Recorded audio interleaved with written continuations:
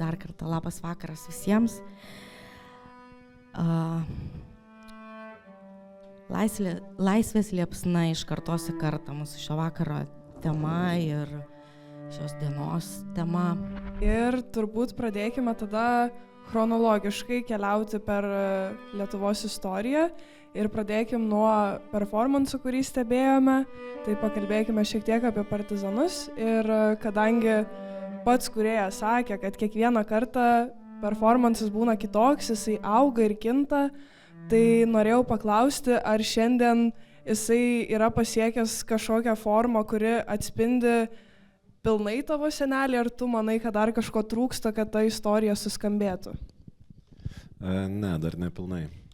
Kadangi po senelio mirties šis kūrinys dabar jau, kai aš sugalvojau jį kurti, tiesiog įrašiau savo senelio istoriją ir kažkaip gerai skambėjo. Ir galvojau, kad būtų visai gerai tad kokį orkestrą uždėti ar kažką. Bet po senelio mirties šitas kūrinys jau dabar tapo kaip atminimas, ta prasme, jis kaip turi funkcionuoti kaip vos ne paminklas kažkoks. Tai aš dar nesu atkasęs to galo šito kūrinio, bet mažai žingsneliais į priekį, truputį po truputį, progresas vyksta. Tęsiant partizanų temą, man labai įdomu paklausti jūsų, ką jums visiems reiškia partizanai. Kokia buvo jų misija, ar jūs juos matot kaip herojus, ar matot kaip kažkokią atsakomybės nešimą, kad partizanai, lyg pasižiūrėtumėt juos ir jaustumėt kažkokią atsakomybę dabar saugoti tą lietuvybę, kurią jie iškovojo. Ne, tai partizaninis karas užima reikšmingą vietą 20 amžiaus Lietuvos istorijoje, nenuneigsi jo, vėlgi mano senelio brolis irgi buvo greičiausiai partizanų, mano senelio bent jau tėvai išvežti į Sibirą už tai, kad pas jos miške buvo partizanai. Brolis nužudytas Lukiškėse Vilniuje. Beje, pagal močiutės pasakojimą už tai, kad su mokytoju ir mano seneliu iš gimnazijos bandė pavogti rašomą mašinėlę. Tos mašinėlės, jos buvo svarbios iš tikrųjų partizanam, nes partizanai vėlgi norėjo įprasminti turbūt ir neveltui savo veiklą. Jie leisdavo ir laikraščius, spaudą tam tikrą, bandė ją platinti ir panašiai, bet taip, partizaninis karas jis yra neatsiejamas, aš manau, ir mes netgi turim terminą, Bernardas Gailius yra įvedęs, jisai netgi siūlo tai vadinti Lietuvos karas su Sovietų sąjunga, nes vėlgi yra esmė, kad tai nebuvo taip kažkokia bandytų gaujos ir panašiai. Jie turėjo skiriamuosius ženklus, jie turėjo uniformas, jie buvo kombatantai, jie pagal visą tarptautinę teisę jiem turėjo galioti karo belaisvių ir visi kiti statusai ir tie partizanai, jie tikrai užima didelę reikšmę, darė įtaką. Ir netgi kai mes kalbam apie sąjūdį, bent jau naratyvas toks yra, kad sąjūdis yra ketvirtasis pasipriešinimo etapas, o partizaninis karas buvo būtent tas pirmasis, tai yra ta pradžia, kai po, sakykime, politikų klaidos 40 metais po Stalino saulės parvežimo vis dėlto žmonės persigalvoja, supranta ir šviesioji visuomenės dalis, nes kas buvo tie partizanai, tai arba karininkai, arba mokytojai, arba Lietuvos šaulių sąjungos nariai, tai jie vis dėlto išeina ir jie leidžia, vėliau jau leidžia mums kalbėti apie tai, kad mes priešinamės, mes vis dėlto buvom okupuoti, vėlgi jų 49 metų vasario 16 deklaracija. Ir jeigu šiaip pažiūrėti, tai partizanai buvo netgi Lietuvos laisvės kovų sąjūdis, kaip vadinosi jų sukurta, ta įforminta organizacija, kur 49 parašo tą priimą vasario 16 deklaraciją, tai žiūrėkit, jie netgi atsiriboja nuo autoritarinės Smetonos režimo. Jie grįžta į 22 metų demokratinę Lietuvos santvarką, jie kalba apie būsimą Lietuvą, nes jie tikėjo tokia, kad jinai bus demokratinė, jinai bus visai kitokia, negu buvo ta antra nepriklausomos Lietuvos, tas, sakykime, autoritarinis laikotarpis ir panašiai. Tai aš gal taip matyčiau. Man tai svarbu, partizanai, galiu pasakyti. Bet tikriausiai irgi vat, dėl šito viso senelio pasakojimo, kuris lydėjo vis dėlto visą mano vaikystę ir augimą. Ir jo, kadangi galiu komentuoti tik iš savo pusės, nežinau, man atrodo apskritai tie pasipriešinimai, kad ir kokie jie bebūtų, ar tai būtų ten knygnešystė, ar partizanystė, ar panašiai, kad, nu jo, be jų tikriausia, nežinau, kokia dabartis būtų. Gal ir būtų, gal ir nebūtų. Artimų partizanų neturėjau, artimiausias tai mano senelio pusbrolis buvo. Mano seneliai lakstė, bėgiojo, reiškia, kad neišvežtų į Sibirą, jie keitė vietas ir gyvendavo po pusę metų vienam ar kitam mieste ir taip pavyko jam neišvežtiem būti. O senelio pusbrolis buvo Vincas Ambrazevičius, slapyvardis buvo Balandis, jisai buvo po to, kai Vanagą suėmė, jisai trumpai buvo, kaip tas regionas, Dainavos apygardos, reiškia, vadas. Ir 53 metais žuvo. Tai, partizaninis gyvenimas tarp heroizmo ir tarp kasdienybės, sakyčiau.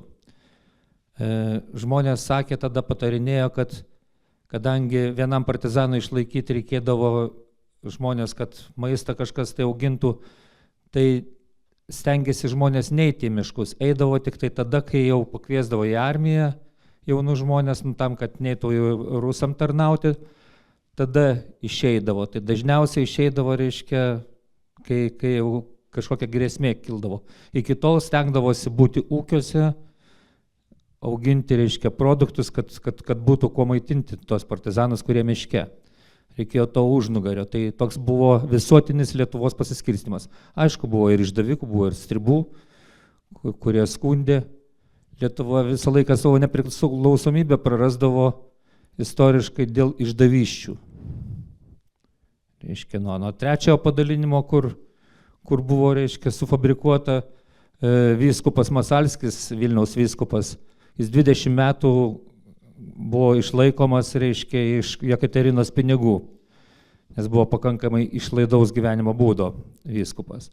Ir daug tų išdavysčių. Paskui jau, reiškia, paskutinę 40 metų išdavystė, tai buvo laikoma, Smetono visi nepasitenkino ir buvo laikoma vieta Raštikai. Va, su rusų pagalba pastatysim kitą prezidentą, Raštikis, reiškia, labai tinkamas ir reiškia, visą laiką mes ir dabar vėl mes turim būti atidus. Galų galia sausio 13 įvyko dėl Prunskinės tam tikros išdavystės. Kai jinai pakėlė kainas, reiškia, buvo ruošiama bazė. Ir ne veltui po to jinai gavo, reiškia, Rusijos kunigaikštienės titulą. Tai reikia žiūrėti, būti atidėmu. Ir šiandien tų išdavikų yra apstu. Taip. Aš dar vieną dalyką paminėsiu apie partizanų šnekant. Jeigu kas nors domėtųsi partizaniniam dainomis, yra puikiai rinktinė Sušaudytos dainos, vadinasi. Tai va, jeigu domintų partizanų dainos, rekomenduoju. Taip, tai kalbant apie partizanus, išklausius jūsų, tai puikiai matosi mūsų temos veiksmingumas, kad ta liepsna yra perdodama, kad mes ar iš istorijos vadovėlių, ar iš senelių, ar iš kitų giminaičių išgirstam vis daugiau apie tą Lietuvos istoriją. Bet man įdomu, kaip manot, kad ta liepsna galėtų dar ryškiau degti ir kad jaunoji karta sužinotų visas tas įdomiasias istorijas, kaip pavyzdžiui dabar mes matėme visiškai asmeninę istoriją, kuri buvo ir vietomis kažkokia šmaikšti, ir netokia, kaip tu perskaitytum vadovėlio puslapiuose. Tai kaip tą tokį paveldą padaryti prieinamą jauniems žmonėms? Nežinau, Ne, dirbu kuris laikas su paveldu, dirbu ne viena muziejuje, tai tamsioji arba nematomoji muziejo pusėje, kuri vadinasi rinkiniai, liktais ir funkcijas yra saugoti arba nuspręsti, ką reikėtų saugoti ateities kartom, bet net nežinau. Aš gal vis tiek grįžčiau turbūt prie savo patogesnės temos. Aš pasakysiu taip, kad, sakykime, šita oratorija ir va, tokia prieiga, kad tai yra anūko interviu su seneliu, paverstas meno kūriniu, bet turbūt ta sakytinė istorija, jinai, nors mes daug kalbam, jau seniai apie tai kalbam, istorikam jau jinai tampa vis labiau priimtinesnė, bet jinai vis dar pas mus yra primiršta, pamiršta, ar aš nežinau, galbūt tiem anūkam yra gėda, ar jie gal nežino, ar tie seneliai ne viską nori pasakot, bet na, tas toks asmeninių istorijų rinkimas, kažkoks kolekcionavimas galbūt pradžiai į stalčių ateityje, aš manau, na, pravers, galbūt susimastys ir kažkas valdžioje ir kažkokią formą anksčiau ar vėliau, na, dabar kviečia ten kokias nors vaikystės nuotraukas, ne su liūtais nuo karo muziejaus atnešti, kaip tam tikrą simbolį kauniečių, reiškia, kad tai, na, gal ateis toks laikas. Tiesiog mano pasiūlymas būtų, nes matai, kad kartais, ne, rytoj ir tada sužinai, kad žmogus išėjo. Tai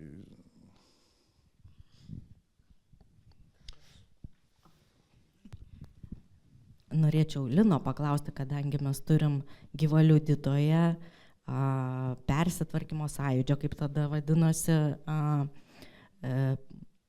iniciatyvinės grupės nariai iš miest projekto. Kas jūs labiausiai motivavo? Kokie buvo, nežinau, kas varė jūs į tą sąjūdį? Čia kaip senelio klausėmės, kas jį tenai nuvarė, tai įdomu būtų išgirsti iš jūsų. Nu, tikrai niekas nevarė. Ta prasme, vis tiek augant skaitėm tas knygas senelių, reiškia, kurios neleistinos buvo sovietmečiu ir truputėlį žinojom. Patys seneliai nelabai pasakodavo tų dalykų. Aš apie tai, kad senelio pusbrolis partizanas, tai sužinojau jau tik tai laisvoje Lietuvoje. Vengė, reiškia, tų.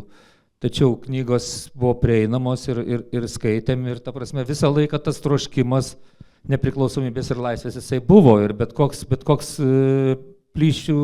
plyšelis durų pravertas į tą nepriklausomybę iš karto traukė be galo daug. Aš prisimenu, mes visi, aplinkui visi mano žmonės, reiškia, aplink mane stačia galva, tik tai atsirado, pirmas buvo, reiškia, sąlytis, tai kai Juozaitis padarė susirinkimą Kaune, tai buvo architektų sąjungoje, tarp kitko, susirinkimas pirmas, kuriame, reiškia, buvo įsteigta ta Kauno sąjūdžio grupė.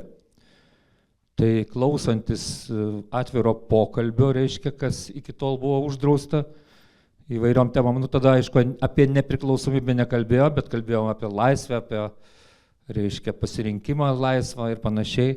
Tai uždegė ir kaip čia, niekam nereikėjo nieko varyti, visi stačia galva nėrėm į tą, kuo galim prisidėti prie to, kad ta viltis būtų realizuota.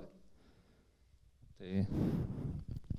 Čia Linas priminė tą knygos prieinamos, taip sąlyginai labai tos prieinamos knygos buvo, aš atsimenu, kad tėvelis, nežinau iš kur, fotografuotinį Šapokos istorijos leidinį, slėpė spintoj po drabužiais kažkur užkišta, kad nedaug dieve kas nors nepamatytų. Tai bet čia jau buvo 80 kokie ten irgi, tai sąjūdžio pradžia. Ir labai skirtingos iš tiesų patirtis yra skirtingų žmonių, taip mum irgi niekas nieko nepasakoja. Mano senelis, vienas iš senelio, abu žuvo 45, bet vienas iš jų irgi buvo spėjęs nueiti partizanus. Tai Apie tai mes irgi sužinojom tik nepriklausomai Lietuvoje, nieks nieko nekalbėjo.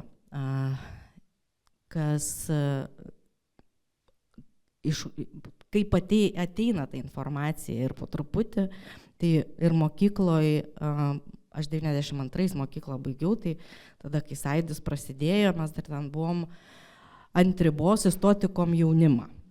Tai nebespėjau. Jau tada atėjo suvokimas, kad jau čia nebereikia. Bet aš mokiausi Šiauliuose ir tokioje viduriniai mokykloje, kur direktorius buvo karinio parengimo mokytojas, pas mus buvo karinė tvarka mokykloje ir tai, kad muzikorius su istoriku kažkur pradėjo leisti laikraštuką, tai ten pogromai vyko mokykloje ieškoti, kur jie tą daro. Taip pat tokius dalykus atsimenu, tai Šiauliuose tos informacijos nebuvo ir bijojo dar žmonės šnekėti. Kai Kaune jau čia visiems buvo aišku. Tai ne visur buvo viskas aišku. Jo. Aiste, tu. Tai norisi išgirsti, kaip Kaune čia viskas buvo aišku ir kokiais būdais Sąjūdžio metu. Šiek tiek klausiausi su jumis interviu, kalbėjot nemažai apie tai, kas išliko iš to Sąjūdžio, apie afišas, apie kalbančias barikadas. Tai galvoju, gal galėtume truputį papasakoti, išsiplėsti, kaip jos atrodė ir kaip jom pavyko viską papasakoti. Aš gal, kadangi Jurga čia atvirauja, tai aš irgi pasakysiu, aš buvau piktas ant Sąjūdžio, nes mokslo metus baigiau Spaliuku, turėjau grįžti pionieriam ir pasakė, kad nebereikia. Net čia, aišku, be abejo, kai. Kas išliko iš Sąjūdžio? Ne, tai daug liko, tik galbūt kartais, paieškoti reikia arba neužsidaryti darbo kabinete, kaip aš sakau, išvažiuoti į tėvynę ir paieškoti, bet nėra prastai, iš tikro tai yra politikai arba sąjūdiečiai, amžininkai, jie kaltina istorikus, ten, sakykime, profesoriaus Landsbergio žodžiai, kažkada kultūros baruose buvo, kol istorikai kirmyja ant kairiojo šono, vėl man reikia kažką rašyti. Taip nėra, bet yra sudėtinga su ta naujausio laikų istorija arba su ta atmintim, kuri ir dar yra komunikatyvi, kuri perdodama, sakykime, žodiniu būdu ir istorikam yra paprasčiau dirbti su ta istorija, kur, kaip sako, kad istorija yra tai, ko nebeatsimena mano močiutė. Ne? Tai yra paprasčiau, arba profesoriaus dabar galvoju Tylos ar Merkio buvo žodžiai pasakyti tokia vienai konferencijai, kad sako, nepavydžiu savo kolegom naujamžystam. Nes aš kaip tyrinėjantis 18 amžių, tai tiksliai žinau, kad nesutiksiu savo tyrimo objekto Gedimino prospektą ir jis netrenks man per žandą. Tai su ta naujaja istorija galbūt yra sudėtingiau, nes prisimenu savo pirmasias konferencijas, vėlgi visų tokių metinių progą, tai Seime atsistoji toj istoriniai salėje, pakeli akis ir supranti, kad vienintelis, kuris nieko apie tą Sąjūdį nesupranti, tai salėje tai esi tu, o dar turi kažką jam ir papasakoti. Tai, bet grįžtant prie paveldo, taip, aš ten turbūt kalbėjau apie tai, kad viena turbūt labiausiai įmanoma įprasminti ir atminties institucijose, muziejuose parodyti Sąjūdį, tai yra ta Sąjūdžio paveldo dalis, plakatai. Plakatai, afišos, kurie dėja, bet išliko tik atsitiktinumo dėka, vėlgi tų pačių sąjūdiečių, muziejininkų, bibliotekininkų ir kitų dėka, kurie suprato, kad reikia turbūt kažkaip tai jos kažkur paslėpti, parsinešti tą darbo kabinetą, padėti, nes galbūt kažkam ateityje reikės. Ir iš tikrųjų taip, tai yra, mes dabar turime internetinius mimus, mums tai yra įprastas dalykas, tais laikais interneto nebuvo, bet buvo stengiamas vis tiek kažkaip turbūt galbūt paveikti tą visuomenę arba tos žmonės ir, sakykime, tie plakatai, ypač rinkiminiai Sąjūdžio plakatai, jie yra, palyginus su dabartiniais, tai labai netgi meniški ir gilių minčių. Ir prisimenu vieną dabar tiesiog, reiškia, vyro torsas, čia užsektas švarkas, reiškia, ir kaklaraištis, matosi viršus mazgas ir apačia čia išlindus. Tai viršui lietuviška trispalvė, apačiai sovietinė lietuviška trispalvė. Ir tiesiog užrašas maždaug rinkėjų pasirinkti teisingai. Atrodo labai paprastas dalykas, bet kiek jisai daug pasako, ne? Nes vėlgi tuo metu negalėjai žinoti, ar žmogus tikrai patriotas, ar jis darbiškai komunistas. Tai čia vėl Berezovą prisimeni ir prašau, bet tai, o kitas dalykas, taip, kažkada tai irgi turėjau užduoti, dariau parodą būtent sausio 13, bet, nenorėjau daryti kažkaip vėl ten televizijos bokštas, vėl tie tankai, nes, atrodo, visi tą daro. Ir buvau jau kelis kartus pristatinėjęs vieną knygą apie sausio įvykius Vilniuje, žurnalistą, bet nepasakysiu dabar, labai gaila pavardės. Ir ten radau tokį intarpą pavadintą Kalbančios barikados. Ir ten tiesiog buvo iš aplink parlamentą esančių barikadų, nuo piešinių ir šiaip užrašai jie sudėti. Ir man kažkaip tai užsifiksavo. Ir aš būtent pabandžiau surasti būtent tokias fotografijos, kuriuose būtų tos karikatūros ir pavyko rasti daugiau pas privačius žmonės negu oficialiuose tose institucijose, kurios privalo kaupti tą paveldą. Ten buvo, dabar turbūt gal tebėra e-foto toksai portalas, tiesiog netyčia radau vieną nuotrauką, kreipiausi, atsirado keli žmonės, bet vėlgi tos karikatūros jos yra, jas gali naudoti kalbėdamas ir apie propagandos technikas, ir apie taip, kaip menas yra paveikus ir taip toliau. Ten galbūt nemaža dalis atsimena, Lina, žinau, tiksliai sakė, jis pamena, pats matė, bet kelios įstrigusios. Tai yra tie tokie piešiniai, jie ten neturi galbūt meninės vertės iš to, kaip jie yra technikas atlikimo, bet ta, tarkim, perkelimo arba transferio technika vadinama, kai ten Gorbačiovas, o nesušikojamas kaip Hitleris, daug ką pasako, arba ten Nobelio taikos premija ir ten 89 metai ir Gorbačiovas ir Nobelio taikos premija 1991 klaustukas ir apačioj Sadamas Huseinas.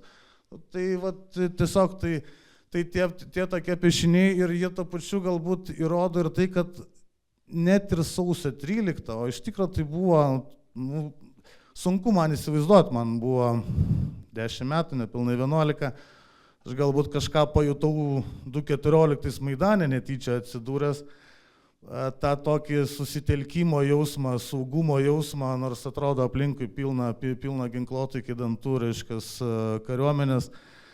Bet tai, kad žmonės dar tada sugebėjo piešti, šaipytis arba pašiepti, man ir atrodo, tai ir yra ta tokia dvasia, kuri neleido sutrypti mūsų. Linai, kaip jums šitie prisiminimai iš sausio 13, kas čia vyko Kaune ir kaip jūs šaipėtės? Ja, iš tikrųjų, tas buitis ir heroizmas tuo metu buvo labai persipinę ir labai, reiškia, neatsiejama. Aš galiu papasakot, kaip mano sausio 13 įvyko.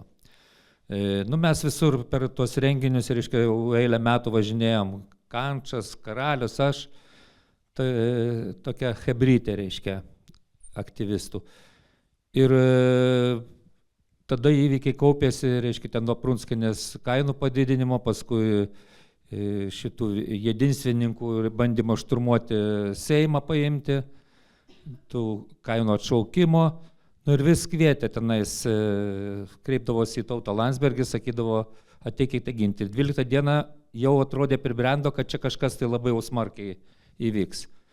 Nu ir kvietė vėl rinktis prie Seimo į Vilnių. Aš nulėkiau pas karalių, nėra uždaryta jo, nulėkiau pas Kančą, jo irgi nėra, kažkur tai jie išlėkė. Nu, tai žmonai sakau, važiuojam į Vilnių dviese. Pridavėm vaikus močiutei, išvažiavom į Vilnių, tada veždavo, kursuodavo kažkokie autobusų parko, tokie autobusai net nemokamai vežiodavo žmonės į tos renginius. Reiškia, nuvažiavom į Vilnių, atvažiavom prie Seimo aikštės, laužai kūrenasi, einam prie vienų, prie kitų, nerandam savo chebros. Nu, nes įprasta būdavo visada, kad su kažkokiais saviškiais važiuoji. Ir mes taip, nu, ten prie vienų pastoviniavom, prie kitų pastoviniavom, šalta be galo. Prie to laužo, kol stovi, reiškia, nieko, tik nueini, vėl šalta. Ir taip trinimės, taip, nu, nėra ką veikti, nu, tokia nu, nuobodu. Man tada 29 metai, žmonai panašiai. Ir pasitraukiam iki gatvės ir žiūrim, tokia eilė autobusų stovi. Ant vieno autobuso užrašyta Kaunas, pradarytos durys ir iš tų durų šiluma eina. Mes taip sušalę, ai, gal važiuojam namo. Baigėsi mūsų tas patriotizmas, reiškia, budėjimas, iššokom į tą autobusą, grįžom namo, pasiėmėm vaikus iš močiutės, parėjom namo, sugulėm miegoti, naktį sirenas, bet aš jų negirdžiu, žmona mane žadina, kažkas atsitiko, Linai, kelkis. Aš pabundu, jungiam televizorių, nu jau ten paskutiniai tie kadrai, to įsiverš, žmona sako, tai reikia eiti kažkur tai. O aš toks apsimigojęs, kur čia eiti, nu kur čia naktis, aš nežinau nieko. Ne, sako, kelkis, renkis, eik. Nu, mane išprievartavo, aš atsikėliau, apsirengiau, niekur nenoriu eiti. Nulėkiu vėl pas karalių, užrakinta, nieko nėra namie. Nulėkiu dar pas kelis kaimynus, reiškia, nieko nėra namie, iš tų, ką pažįstu. Grįžtu jau taip susitaikęs, nu, kad maždaug nieko neradau, tai nėra kur eiti. Žmona sako, ne, kažką reikia daryti. Varyk, tu, sako, nu kažkas, sako, atsitiks. Kur man varyti, klausiu žmonos, kur man varyti. Nu, sako, eik į gatvę, nu kažką rasi. Nu, blemba, išstūmė mane į gatvę, aš išeinu į tą gatvę, dairausi, staiga privažiuoja kažkoks žiguliukas, sustoja, ten pilna jau prisėdė žmogų, sėsk, įlipu ir jau man ramu, viskas, dabar mane jau pasirūpino kažkas. Jau aišku, nuvažiuojam kažkur ir radija veikia, ten aiškina istorijas, kažkas kažką iššovė, kažkas kažkam koją sužeidė. Nu, ten pasirodė, kad iš tikrųjų buvo labai daug tokių melagingų pranešimų ir apsimetėlių buvo daug. Ir nu, tuo metu saugumas dirbo ir koordinavo, reiškia, visokias gandus skleidė po miestą. Nu, tie vyrai, kurie važiavo tą mašiną, žiguliukų, sako, reikia prie antenų važiuoti, reiškia, radio, čia, Žaliakalnį. Nuvažiavom mes prie tų antenų, jau išlipom, išsiskyrėm, įsimainiau į minę, žmonės ten su radėlėm ir kažką tai vis girdim, ten pranešimai, ten tankai važiuoja, ten kažkas tai važiuoja. Nu ir taip minė, laukia, lukuriuoja, ošia, atsiranda tokių erelių, kurie ten reikia, oi, čia tik rusai tik pasirodo, kai duosim į galvą, ten jiems toj primušim, ten tokių, nu, visokiausių, minė tiršta, nuo senukų, reiškia, iki jaunuolių. Ir tokių matosi, tokių treninguočių skustagalvių, reiškia, visko, tiršta minė. Nu ir vis kaupėsi, kažkas atsitiko, kažką pašovė, kažkas, nu, tokių daug istorijų. Ir paskui sako, viskas, važiuoja čia, reiškia, pas mus jau į mūsų gatelę ten kažkas pamatė, tanketės. Ir viskas. Ir va tada, reiškia, pasimatė, kas freka, tie, kurie realiai buvo, taip pat pradėjo nuleidę akis žiūrėti, kur čia dingti, o kai kurie žmonės pasižiūrėjom akis ir, nu, aišku, apsisprendė visi. Ir aš irgi apsisprendžiau tuo metu. Mintimis atsisveikinau su šeima, su vaikais, susikabinam rankom ir atrodė, ir mes, nu, net nepagalvojom tuo metu, ką čia mes saugom, antenas. Prie ko čia tas antenas? Net jos nebuvo svarbios, Sitkūnuose buvo žymiai svarbesnės, bet nebuvo tokio mąstymo, tiesiog tu toj vietoj nusprendi, kad viskas, čia yra mano ta vieta, kur aš atiduosiu savo gyvybę už Lietuvą. Ir tokio, nu, sakau, nuo tokios buities, kur nežinai, kur eiti, ką čia daryti, aš nežinau, man niekas nesako nieko, iki apsisprendimo, kad viskas, aš padėt galiu čia galvą. Ir tokių buvo daug tokių veidų, kurie matėsi apsisprendė ten vietoj. Tai vat tas heroizmas ir buitis čia pat viskas. Ir ta riba labai plonytė.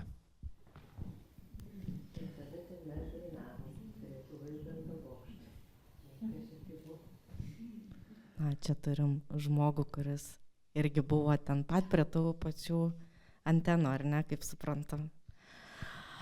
Dar buvo kita istorija, bet čia gal įsiterpsiu.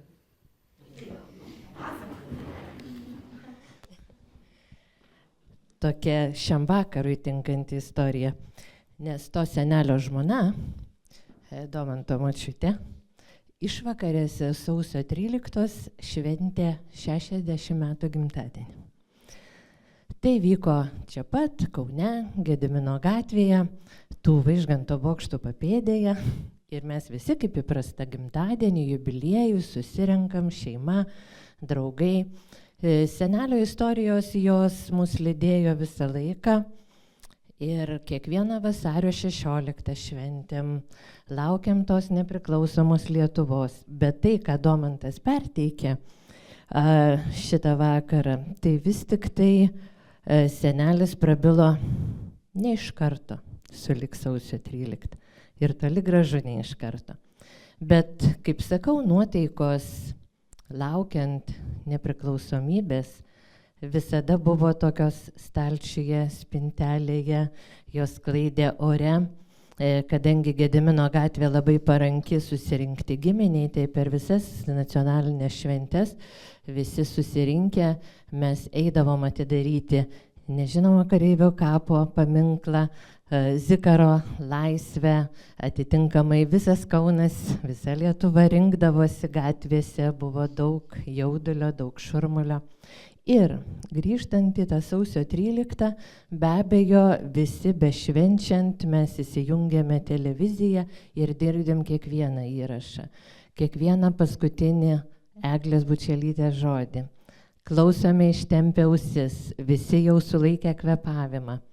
Palikę vaišių stalą, rengiamės naktį čia pat ir bėgam į tą Vaižganto gatvę prie tų retransliacijos bokštų, nes tai buvo arčiausia, tai buvo paranku čia ir dabar, nes kaip ir sako Linas, mes jau buvom apsisprendę, kad nepriklausomybės mums reikia kaip kraujo, kaip oro, kaip vėjo. Ir nubėgę ten, kaip tos istorijos, vienas garsas, taip, tankai važiuoja čia, taip, tankai važiuoja čia. Ir kiekvieną kartą mes dar stipriau susikabindavom rankomis ir pradėdavom dainuoti. Kaip dainavo prie Seimo, kaip dainavo prie televizijos bokšto. Dainavome iki 5 ryto, dar nebrėško, dar neprašvito, bet kaip, toks lyg ir neatvažiavo tie tankai čia. Galvojam, kur būtų naudingiau. Gal vis tik traukiam į Vilnių.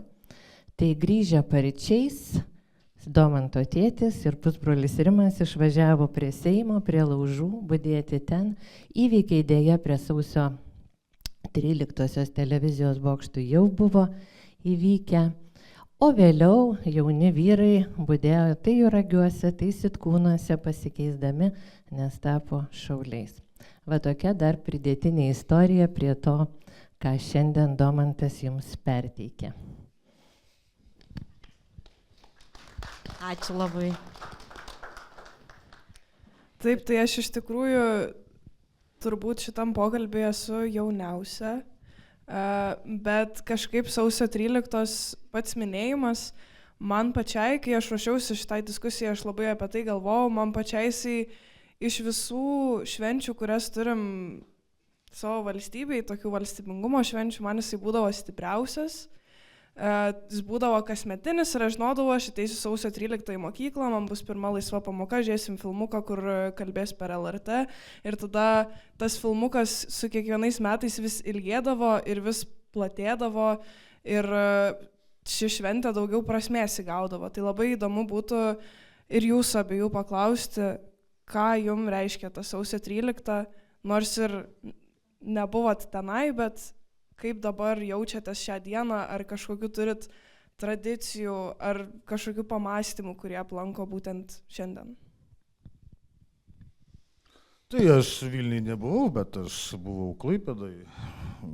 lovoje prie televizoriaus, labai puikiai atsimenu paskutinės Bučelytės žodžius ir labai puikiai atsimenu pasimetusi drebančių balsų Modestą Patašių po kelių valandų iš Kauno sakanti, kad mes dar čia, kalba Kaunas. Na, o pats minėjimas, vėlgi galbūt turbūt labiau aš jį pradėjau minėti arba būti kartu su kitais žmonėm, tai jau suaugęs, jau tapęs istoriku. Tai tiesiog tradicija tokia savotiška, gyvenant Kaune, nueiti prie Karo muziejaus vidurdienį. Tai visada ta trispalvė yra keliama dabar jau prie namų, tai tokių kažkokių labai jau gilesnių net nežinau. Nėra, bent jau mano šeimoje. Gal ir negerai. Man tai tikriausiai reiškia labai daug, bet tuo pačiu tikriausiai tiek pat kiek ir kitos tos lietuviškos šventės, kurios minė mūsų laisvę. O dėl ritualų sausio 13-osios, tai kai gyvenau Barakė Lamta, su kursioku eidavom sausio 13 iki televizijos bokšto. Ir atsimenu, kažkaip vieną dieną ten nuėjom, sausio 13 nuėjom. Ir kažkaip galvojom, ten kažkas tikrai turi būti, kažkas vykti, kažkoks laužas deg, nežinau, ten žmonės būriuotis, o ten stovėjo bembas ir klausė rusišką muziką. Tai tiek. Na jo, visų skirtingos tradicijos tikriausiai. Jo, bet smagu, kad šiandien galim dar pakalbėti apie tą liepsną ir šiek tiek norisi nukrypti, kadangi vis tiek esame teatre, norisi pakalbėti ir apie kultūrą. Labai įdomu, kaip jūs jautėtės, kai tam prie Seimo degė laužai ir buvo tiek daug žmonių susivienijusių, ar tai kažką priminė, ar kaip tik nelabai. Tikriausiai, kad klausimas pagrindė Linui. Čia tu klausi apie dabartinį protestą. Apie kultūros. Ne, kitoks jausmas galbūt dėl to, kad amžius kitoks. Ta prasme, kitaip tos dalykus jauti. Kaip sakiau, man sausio 12 pasidarė nuobodu prie tų laužų. Šalta ir nuobodu. Tai toks, kitaip tos atsakomybės. Dabar esi jautresnis vyresnio amžiaus. Ir su kiekviena diena, reiškia, sausio 13 aplamai labai daug reiškia. Mes su Robertu Antiniu darėm paminklą, ankapinį paminklą Titui Masiuliui. Tai dar tos šeimos istorijas išgyvenome, dirbdami, kol padarėm. Ta prasme, toj sausio 13 telpa labai daug dalykų. Bet kaip Pataisė klausė, reiškia, kaip jaunai kartai perduoti. Nereikia nieko perduoti, jie pasiims. Tiesiog jaunąją kartą reikia ugdyti jautriai ir sąžiningai, ta prasme atvirai kalbėti apie visus dalykus. Ir bet kuris žmogus, kuris jautrus, jisai tos dalykus pajaus, ateina laikas, subręsta iki tam tikro laiko, kai tai pasidaro žmogui svarbu, jeigu pas jį išugdytos žmogiškos savybės. Aš gal norėčiau sugrįžti prie istorinės sausio 13-osios reikšmės. Ir istoriniai perspektyvai mes čia prieš ruoždamėsi šiam vakarui su Kęstučiu kalbėjom truputį, apie ką mes čia turėtume šnekėti. Ir tu, Kęstuti, paminėjai, kad dabartinis karas Ukrainoje yra jų sausio 13. Išskleisk šitą savo teiginį. Gal ne dabartinis, gal labiau tas Euromaidanas buvo, bet čia nuo toli reikia turbūt pradėti pasakoti, nes pirmas dalykas, mes turim suvokti, kad Sąjūdis nebuvo toks vienintelis, Sąjūdis buvo proceso dalis, tas procesas vadinosi Liaudies frontai, jie buvo susikūrę, sakykime, beveik visuose sąjunginėse respublikose. Ir jų veikla buvo panaši ir jie stengiasi padaryti tos pačius dalykus, bet kai kuriem tai pavyko, kai kuriem nepavyko. Ir iš to turbūt ir išeina tas dalykas, kad tiem, kuriem nepavyko 90 arba 91 iki rugpjūčio pučo, tai čia mes kalbam apie Ukrainą, tai jie tą, liktais savo išsivadavimo kelio pabaigą daro dabar. Arba darė 2014 per Euromaidaną, kada pabandė, vėlgi jaunimas pabandė pasipriešinti valdžios tokiam posūkiui į Rusijos glėbį. Kodėl nepavyko, tai čia daug dalykų ir vėl aš prisimenu tą Beriozovą, jis man labai įstrigo kažkodėl iš senelio pasakojimo. Ir mes daug ginčijamės, reiškia, kaip vertinti tokius žmonės, kaip vertinti kokį nors Algirdą Mykolą Brazauską. Bet čia galbūt ir būtų atsakymas, kodėl ukrainiečiam 90 metais nepavyko, kas pavyko Lietuvai arba Latvijai ir Estijai. Mes turėjom, kaip bebūtų keista, labiau turbūt tautinius komunistus. Gal mane nulinčios dabar žmonės, bet palyginti Brazauską ir Šerbickį, kuris tuo metu buvo Ukrainos komunistų partijos vadovas, tai kai jos palygini, tai matosi turbūt, kodėl Sąjūdžiui pavyko, o Ukrainos Ruch kelias vadinosi jų tas Liaudies frontas arba nacionalinis judėjimas. Tai Šerbickis vienam iš to Rucho kūrėjų sutikęs į gatvėje profesoriui Briuchoveckiui tokiam pasakė tiesiai šviesiai, sako, man ant delnų greičiau užaugs plaukai, negu aš leisiu jums įkurti tą jūsų judėjimą. Tuo tarpu Lietuvoje šito pasakyta nebuvo. Taip pasipriešinimas buvo, aš tikrai nesakau, kad mumis gink Dieve atvedė kažkokie tai komunistai, bet mes matom tą Beriozovo tokį persivertimą ir ne veltui turbūt ir senelis jam atleidžia paskui. Tai šitam kontekste, tai taip, ukrainiečiai bandė daryti, bet tai vėlgi dėl šitų priežasčių, pas jos tas judėjimas nebuvo toks masinis, aišku, galim rasti ir kitų dalykų, jie nebuvo tokia monolitinė, galbūt tautinė valstybė kaip Lietuva. Latvija ir Estija dėl to neskelbė nepriklausomybės kaip mes 90-ais, jie laukia kažkokių geresnių laikų, paskelbė tai vėliau, bet pas jos vėlgi situacija su visuomenė yra kitokia, kaip žinote, kitataučių arba rusakalbių vos ne pusė. Ukrainoje vėlgi situacija tuometinė yra tokia, kad vakarų Ukraina tai taip, ta prasme nepriklausomybė, Donbasas ne, reikia būti su Sovietų sąjunga ir sakykime, įvairių nuomonių. Aš, kai buvau toj moksliniai stažuotėj, 14 metais, 17 metais, kai kalbėsiu tais pačiais ukrainiečiais, tuometiniais 88-90 metų politikais ir dabartiniais, sakykime, jie taip pat sargiai mąstė. Netgi girdėjau tokių nuomonių, kad gal iš tikro tą Donbasą reiktų atiduoti Rusijai ir būtų mums čia geriau toj Ukrainai.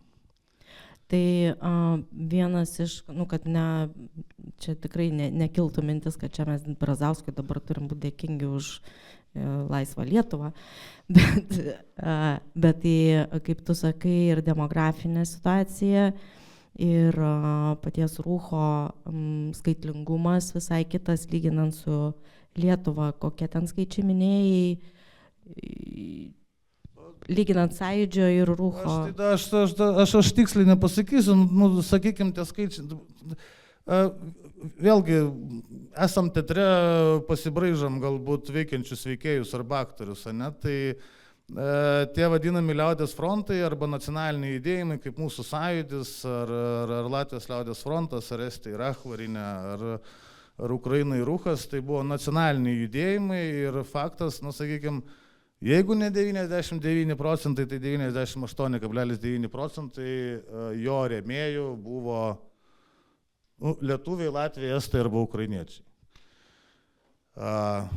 Kiek jų tiksliai buvo, sąjūdis visa Lietuva, bet buvo bandoma skaičiuoti ir saugumas skaičiavo netgi tais pačiais 89 metais, tai saugumo duomenim 89 metų gegužės mėnesį sąjūdėje buvo 179 000 registruotų narių, o sąjūdžio veidrodinėme atspindyje arba Interfronte, tai yra antrasis veikėjas toje to meto, sakykime, politinėje scenoje, tai tie Interfrontai mums labiau pažįstami pavadinimu Jedinstva, anot saugumo buvo 175 000 narių.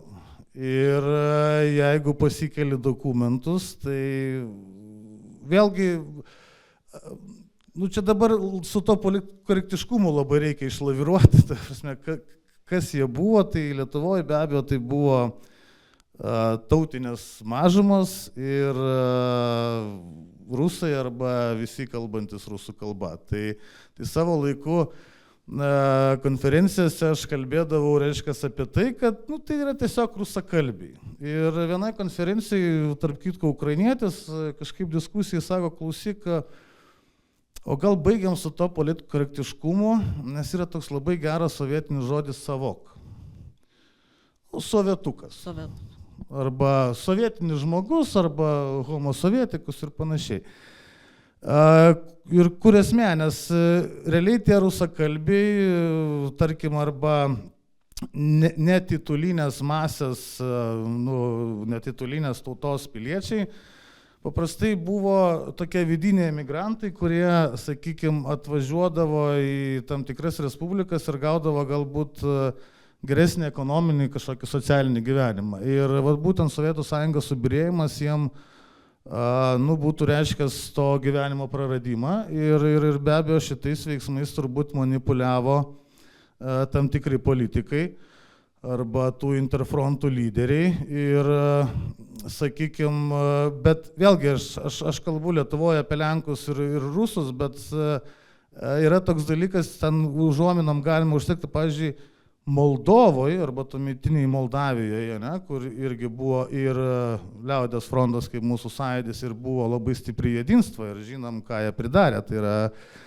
tokia nepripažinta, bet save pasiskelbiusi Respublika Padniestrė, būtent šito tų dviejų veikiančių veikėjų konflikto pasiekmė.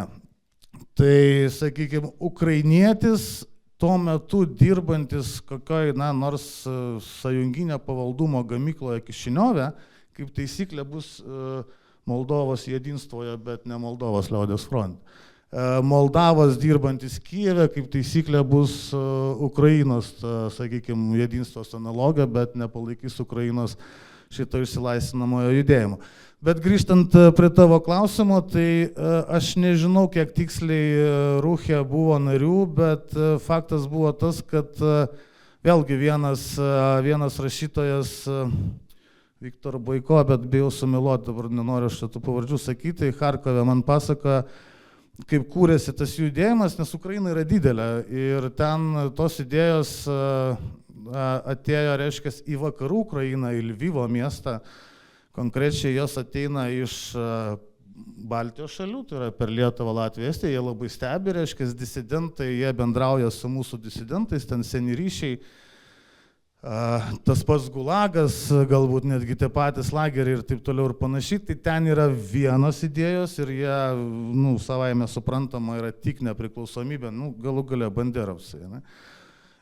O reiškia, į rytinę Ukrainos pusę tos perestroikinės idėjos ateina per Maskvą ir Leningradą ir per tokią tuo metu žinomą organizaciją kaip Demokratinė sąjunga arba Demokratičyskij Sojuz, Novogrodskojas, man atrodo, įkurta ir ten jau yra nusaikesni dalykai.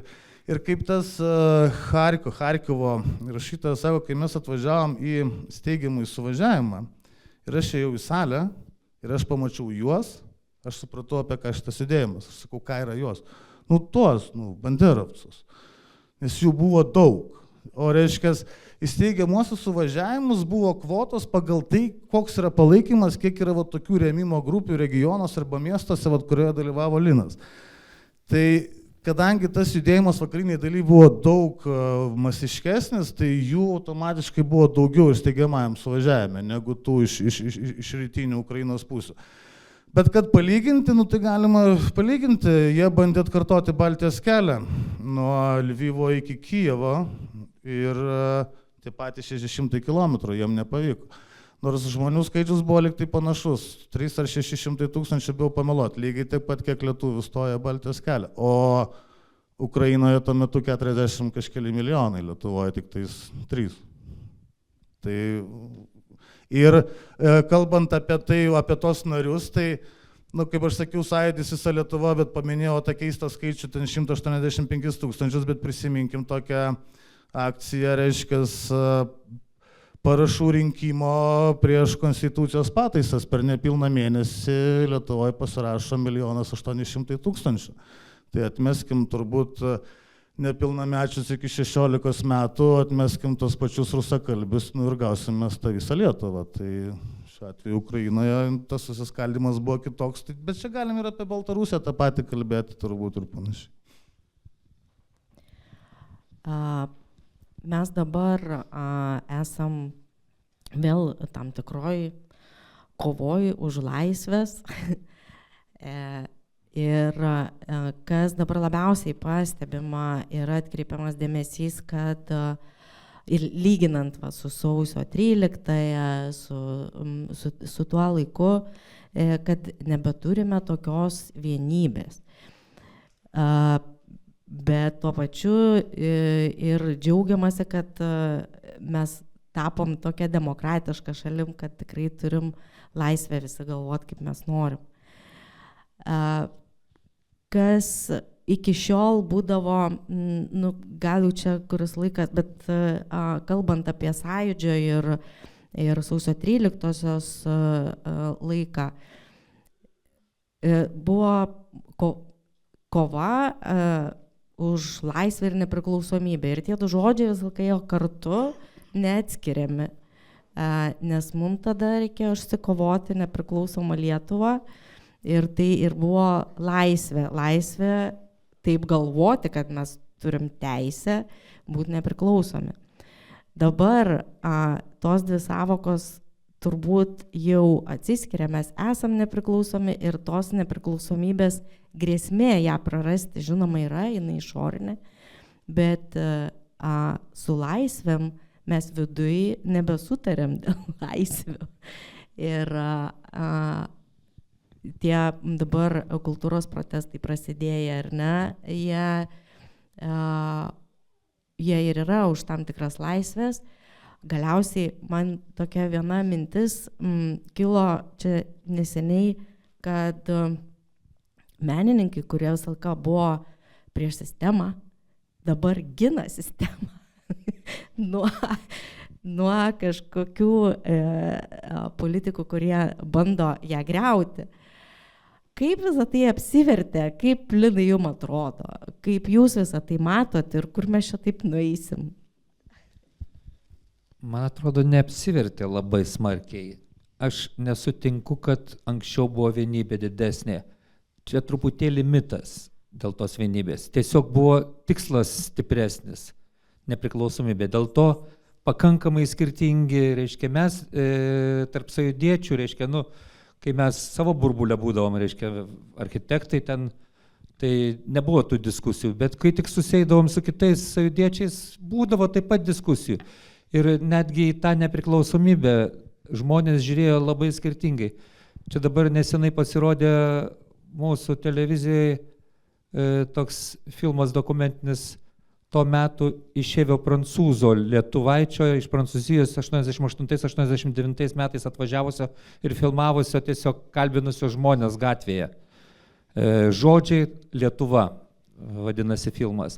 Tai ten matosi, reiškia, kai kas ten kalbina žmonės prie alaus stovinčio, tai sako, kai kas į tą nepriklausomybę žiūri kaip į geresnio gyvenimo, kad prie Ruso čia blogai, gyventi blogai, ekonomiškai blogai, o būsim nepriklausomi, tai gyvensim kaip Amerikoje. Ta prasme, buvo tokio mito, buvo daug to praktiško tokio požiūrio. Kiti buvo idealistai, reiškia, iš tikrųjų kovojo dėl laisvo žodžio, dėl dar kažko. Tai, ta prasme, tie požiūriai irgi buvo gana skirtingi, bet jie pasireiškė to pačiu veiksmu, kad reikia iškovoti nepriklausomybę. O dabar mes tas pačias skirtingas nuomonės turime, tik kai kalbam apie kultūrinį barą, tai jisai vis tiek vienalytiškesnis negu šiaip visa Lietuva. Ir jau iš kultūrininko nelabai išgirsi, kad aš noriu pigesnio alaus tenais. Ar dėl to čia va dabar į sąjūdį tą kultūros įsijungiau, kad pigesnio alaus gaut. Nu ne. Ir net nedrįsta daug kas sakyti, kad gauti savo pinigus, kurių aš vertas už savo darbą, ką aš dirbu, už savo meną ar dar kažką, tai net tai nebedrįsta sakyti. Kalba apie tai, kad aš noriu save realizuoti. Aišku, jis nori pragyventi, nenori badauti, bet svarbiausia jam yra realizuoti save už tai, kad ir kai mato, kad kažkokia administracija, reiškia šalies administracija, bando reguliuoti tuos dalykus, kaip meną daryti ir dar ateina žmogus, kuris to visiškai nesupranta, arba ateina žmogus, kuris demonstruoja savo antikultūrą, kalbėti apie kultūrą, tai čia jau tiesiog kompetencijų ir nekompetencijų klausimas. Kai žmonės, kurie bus valdomi, kompetentingi žmonės, jie atpažįsta tą nekompetenciją tame asmenyje, kuris pretenduoja juos valdyti. Tai nesunku atpažinti. Ir kokį barą be paimsi, ar miesto valdžią, pavyzdžiui, aš apie architektūrą galėčiau kalbėti, kad tiesiog mieste yra baisi nekompetencija, pradedant nuo tam tikrų urbanistinių sprendinių ir baigiant paminklų tai statomais. Žemo lygio reiškia kultūros apraiškų. Tai taip, ir su tuo sutikti negalime. Kažkas sutinka tik dėl to, kad nori būti paklusnesnis ir gauti didesnį galbūt kąsnį. Nes tie, kurie nesutinka, jie jaučia tai ekonominėm priemonėm. Domandai, kaip tau atrodo, už ką dabar kultūra kovoja, kokias laisvės, ar kaip tu pats tas laisvės matai dabar? Nežinau, man atrodo, kad ne vien už kultūrą, ne vien už laisvę kovoja, bet kažkaip apskritai gal, man atrodo, ta kultūros asamblėja gal buvo pirmasis žingsnis, bet man atrodo, kad daug platesnių žmonių ratas jungiasi į tai ir kažkaip darosi, nežinau, bent jau man kažkaip dar pirmą galvojau, kad čia gal viskas sutapimas yra, bet kažkaip nežinau, dabar galvoju, kad gal čia kažkokie agentai gali būti iš nepalankių mums valstybių kažkaip diktuojami ir panašiai. Nežinau, ir man atrodo, kad tie protestai yra ir su tuo labai glaudžiai susiję, ir apskritai su tuo absurdu tiesiog kažkokiu. Aš tai džiaugiuosi, kad žmonės apskritai sutelkti yra šiaip ir susitelkę ir norintis kovoti už laisvę. Visat galvojau, kad reikia man to iš prancūzų pasimokyti, kad kai kažkas nepatinka, tai uždegt gatves tiesiog. Bet tai vat pirmas žingsnis link to. Na ką, Aista dar turi klausimą. Aš klausimą jau nebeturiu, bet norėjau pasakyti, kad gal kažkas iš jūsų turi klausimą, tikrai galit paklausti ir apie performansą, ir apie kitas gyvenimiškas patirtis, arba gal kažkas norėtų šiaip kažkuo pasidalinti. Aš neklausiu, atsiprašau. Gerai. Priminkit, kiek sausio 13 buvo maždaug žmonių susirinkę prie Seimo?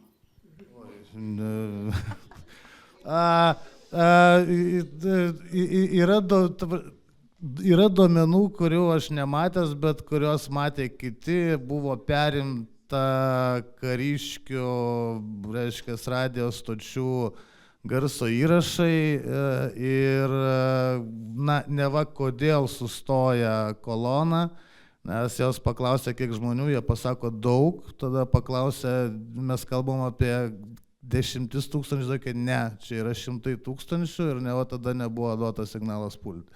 Tai skaičiuojant, tas skaičiavimas yra, jis turi tokią metodiką, reiškia, yra, man atrodo, skaičiuojama, kad kvadratiniam metre telpa 2 žmonės, tai turbūt reiktų paimti fotografiją ir pabandyti pagal mastelį pasiskaičiuoti, bet faktas, kad ten nebuvo 100 ir faktas, kad ten nebuvo keli tūkstančiai, tai jau tikrai buvo daug, vien parlamente buvo man atrodo, virš 100 tūkstančių gynėjų.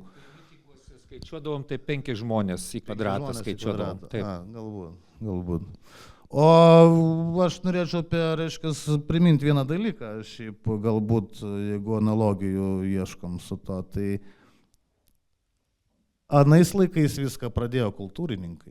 Mes kalbam apie Liaudies frontus, apie Sąjūdį, mes kalbam apie 88 metus, bet pirmieji, kurie pasako, užteks tos visą apimančios komunistų partijos globos, tai buvo dailininkų sąjungos ir rašytojų sąjungos, kurie dar 87 metais drįsta pažeisti taisyklės ir savo pirmininkus išsirenka iš savo tarpo, o ne laukia, kol jos paskirs kažkas Maskvoje. Tai ir dominuoja, aš bandžiau skaičiuoti, reiškia, kas buvo sąjūdietis, tai dominuojanti to laikotarpio terminais kalbanti grupė buvo kūrybinė ir mokslo inteligentija. Aš bijau užkurti naują diskusiją, bet dar Kęstuti, dar vieną klausimą turiu. Nežinau, tu pasakyk, ar čia ilgas būtų pokalbis, ar trumpai galima pasakyti. Kodėl Kaune tą dieną nepajudėjo tankai tą naktį? Ne ilgas, bet ir netrumpas. Į kelias minutės galima sutilpti, bet vėlgi nėra rašytinių oficialių dokumentų, aš galiu atpasakoti tik tai, ką per eilę metų man pasakoja tie, kurie vienaip ar kitaip organizavo gynybą arba buvo tose, sakykime, strategavimo lygmenyje. Tai yra 2 iš principo dalykai.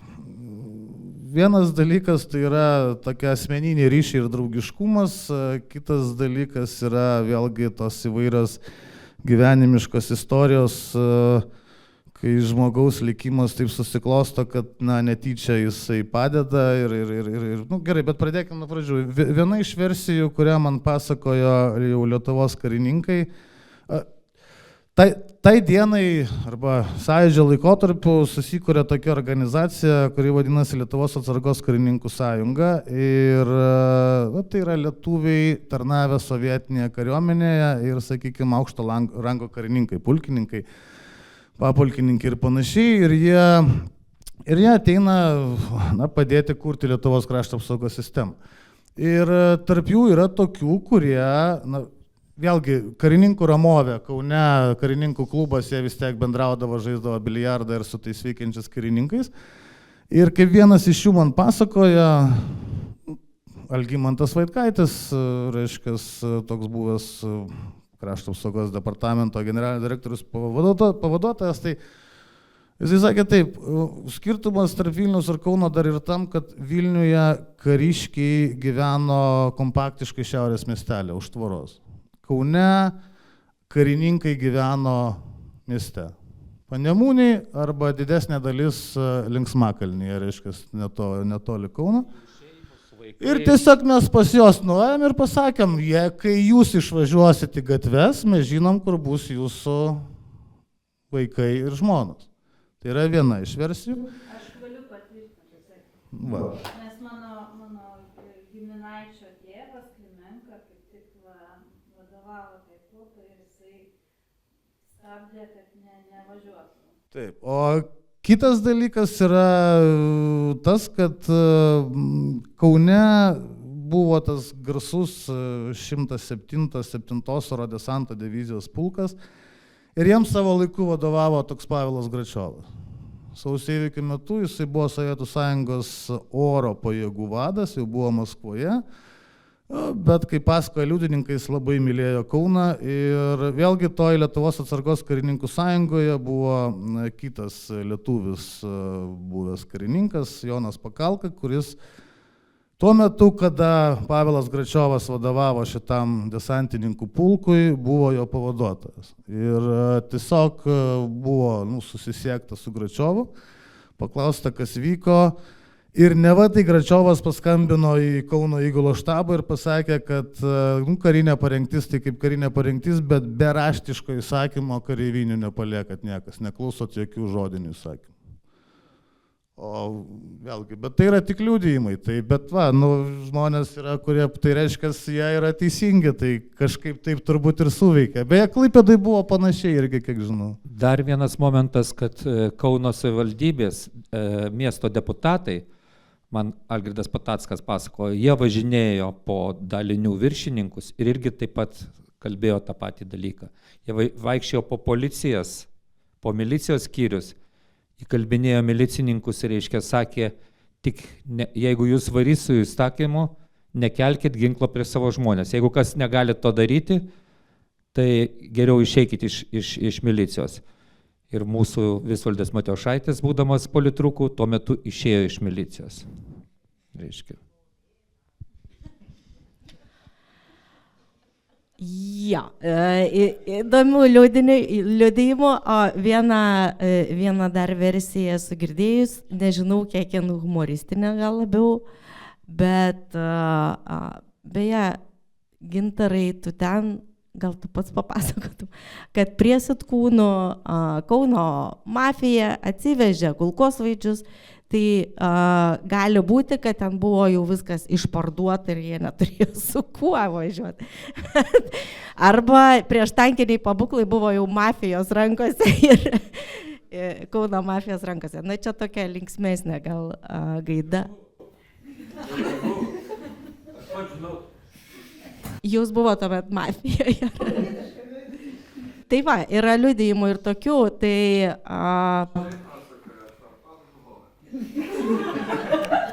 Taip, tai aš Gintaro istoriją ir pasakoju mūsų garso.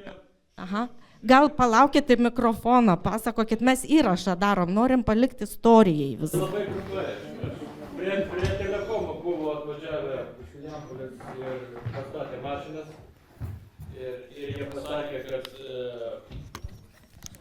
nežinau, ar tai gerai ar blogai sakyti, sakytų, kad tai, jeigu pradės šaudyti, tai čia kažkas, tada būtų blogai sąjūdžiui. Bet jie taip padarė, jie taip suprato vyrai, atvežė ten 3 aštuntukus, pastatė. Ir sako, jeigu kas nors, numetė raktelių, sako, čia visko rasit. Bet to, ko nors neįvyko, tai mes nieks ir netidarėm. Ir mes nežinom, kas ten buvo. Bet turbūt, ten nesumuštiniai turbūt buvo. Tai kažko ten būtume radę. Tikrai. Jie taip pat važiavo padėti Lietuvai. Va štai kaip Kaunas gynėsi. Gintarai, tu dar gali pridėti prie šitos istorijos kažką? Nėra ką pridėti. Nėra ką pridėti, viskas pasakyta. Tai va, tai Kaunas yra Kaunas. Kol nulipsom. Raktinę frazę pasakom ir ačiū visiems labai. Ačiū Linai, ačiū Domantai, ačiū Kęstuti, ačiū Aiste, ačiū jums visiems, kad atėjot. Ačiū. Lauksim grįžtant.